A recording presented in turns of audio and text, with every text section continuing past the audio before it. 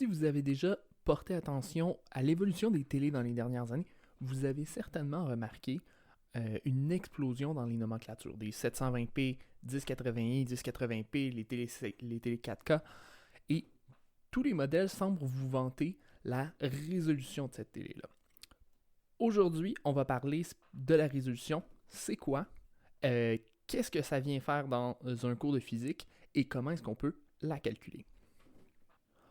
Pour comprendre l'intérêt de la résolution dans l'étude de la physique, il faut comprendre le but de n'importe quel appareil optique. Fondamentalement, le but de n'importe quel appareil, c'est de créer une image qui va être le plus représentative possible de l'objet qu'on cherche à étudier. Si on a un microscope ou un télescope, généralement, le but de cet appareil-là, c'est de nous permettre de voir des détails qu'on ne serait pas en mesure d'observer à l'œil nu, parce qu'on est capable d'observer ces détails-là sur l'image, alors qu'on n'est pas capable de l'observer sur l'objet de départ. Mais peu importe la qualité de l'appareil que vous utilisez, l'image reste justement uniquement une image. Elle ne sera jamais aussi précise que l'objet de départ. Et il va toujours avoir certains détails qui vont être perdus lors de la création de l'image. Donc on n'aura jamais une image parfaite, et c'est là qu'entre le concept de pouvoir de résolution.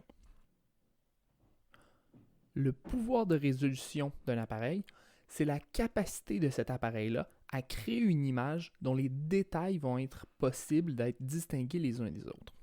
Et c'est ici qu'apparaît notre lien avec la résolution telle qu'elle est vendue pour, par exemple, les écrans télé. Lorsqu'on nous parle d'une résolution de 480p ou 1080p, on fait référence au nombre de pixels dans l'écran, au nombre de, ou plus exactement, au nombre de lignes de pixels contenues dans un écran.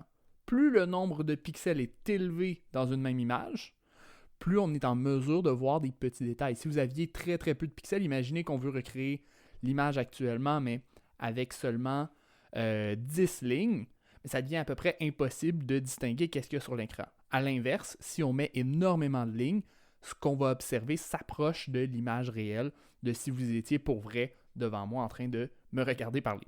En physique, plutôt que de parler d'un nombre de pixels comme ça, on va généralement calculer la résolution à partir d'un angle. On va déterminer quel est le plus petit angle à l'intérieur duquel on est en mesure d'observer les détails.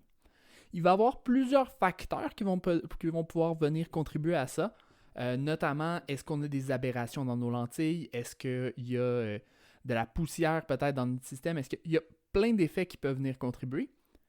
Mais il y a un effet physique qui va toujours être là et qui va agir comme une espèce de barrière, une limite physique qui ne peut pas être franchie par nos appareils optiques. Et cette limite-là, ça va être l'effet de la diffraction. Bien qu'on est habitué de penser à nos systèmes optiques comme si c'était des espèces d'appareils magiques qui étaient en mesure de recréer des images, du point de vue de la lumière incidente, notre appareil optique va toujours agir comme un obstacle. Tout à coup, la lumière qui pouvait arriver en front d'onde parallèle est confrontée à une ouverture d'une taille limitée, une ouverture d'une dimension A. Cette ouverture-là, typiquement, va être circulaire, donc ça va être légèrement différent de ce qu'on a vu avec les ouvertures sous forme de fente. On va avoir un patron de diffraction qui va être créé, qui va être sous forme de cercle concentrique. Vous pouvez voir la figure ici de ce que ça nous donne, avec des dimensions également qui vont être légèrement différentes. Donc, alors que dans le modèle classique qu'on avait vu avec la fente, on avait l'équation A sin de θ égale m fois lambda, où m c'était le numéro d'ordre pour notre minimum d'intensité. Donc, ce qui voulait dire que notre premier minima allait se trouver à A sin de θ égale lambda. Dans le cas d'une ouverture circulaire, on va plutôt trouver l'équation A sin de θ égale 1,22 fois lambda. Donc, il y a un petit facteur de correction qui vient de la géométrie. Si on refaisait le même calcul, les mathématiques derrière sont un petit peu plus compliquées, mais c'est ce qu'on retrouverait. La conséquence de ça, c'est qu'une source ponctuelle, qui normalement devrait nous donner une image qui est seulement un point, va subir une diffraction lorsqu'elle va entrer dans l'appareil. Ce qui veut dire que mon point, qui est situé à l'infini, va nous apparaître plutôt comme une espèce de tache avec une tache centrale avec des cercles concentriques situés autour. Et ça nous pose problème dans la mesure où si on observe deux objets qui sont très près l'un de l'autre, à mesure qu'on va les rapprocher, éventuellement, ces deux figures de diffraction-là vont se superposer. Et on ne sera pas en mesure de distinguer les deux objets qui sont très près l'un de l'autre. Et là, on se retrouve dans une situation difficile où, évidemment, cet effet-là va être progressif et il existe un point où on est en mesure de distinguer nos deux sources comme étant deux objets séparés. Et à mesure qu'on les rapproche, ça devient de moins en moins clair. Et il faut qu'on s'établisse un critère pour dire à quel moment est-ce que je juge que je suis encore en mesure de distinguer deux sources. Il y a plusieurs modèles qui ont été établis pour ça. Par contre, dans le cadre du cours et dans la très vaste majorité de la littérature, on se concentre sur un seul critère qui est le critère de Rayleigh. Ce que ce critère-là nous dit, c'est que deux images sont tout juste séparées lorsque le maximum d'une des figures de diffraction coïncide avec le premier minimum de l'autre figure de diffraction, de la figure de diffraction du deuxième objet. Dans ce cas-là, on va avoir comme relation, on va pouvoir réisoler dans la formule qu'on avait tout à l'heure et on trouve sin de l'angle va être égal à 1,22 fois lambda divisé par l'ouverture. Et ici, on a toujours affaire avec des petits angles, donc généralement, on va pouvoir faire l'approximation sin de θ à peu près égal à θ si on prend nos angles en radians et on va trouver la relation qu'on a juste ici.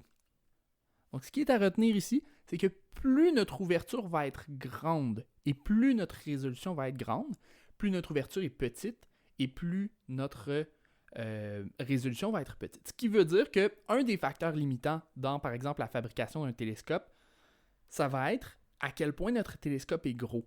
Et ça va être un facteur qui va vite devenir important. Et c'est pour ça que vous allez voir, lorsqu'on parle de télescope, on parle très très souvent comme premier critère de quelle est la dimension du miroir principal. Des télescopes professionnels vont avoir souvent des miroirs d'un diamètre de plusieurs mètres et ça va nous permettre comme ça d'avoir une résolution plus grande, d'être en mesure d'observer des détails plus petits. Parce que même si on mettait le meilleur capteur du monde dans notre télescope, même si on avait les meilleures lentilles au monde, on ne serait pas capable d'avoir une résolution plus grande que ce qui nous est donné par le critère de Rayleigh. Un autre facteur important, ça va être la longueur d'onde dans laquelle on regarde. En général, ce qu'on est habitué de voir, c'est des images qui sont formées dans le domaine des longueurs d'onde visibles, mais on peut très bien faire l'étude de la lumière à d'autres longueurs d'onde. Donc, on peut regarder, par exemple, les longueurs d'onde dans l'ordre du radio, qui serait de très très grandes longueurs d'onde.